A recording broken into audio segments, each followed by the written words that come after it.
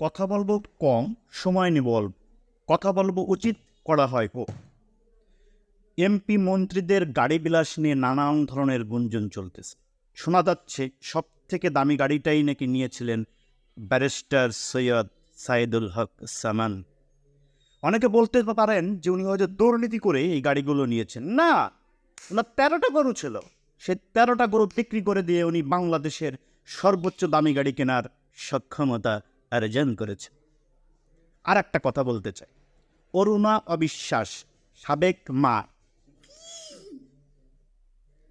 এই খানকি মাগি আলো আসবে গ্রুপে বিভিন্ন পোস্ট দিয়েছে। জানেন, সেখানে ছাত্রদের পরে গরম পানি ছিটানোর পরামর্শও দিয়েছিল। এখন বলছে ছাত্রদের সাথে এত কিছু হয়েছে, আমি তো জানি না। ওই যে সব জানে, ওটা রিমান্ডে নিতে হবে। ওর মাধ্যমে আরও যেসব সিক্রেট গ্রুপ আছে তারও তথ্য নিতে হবে।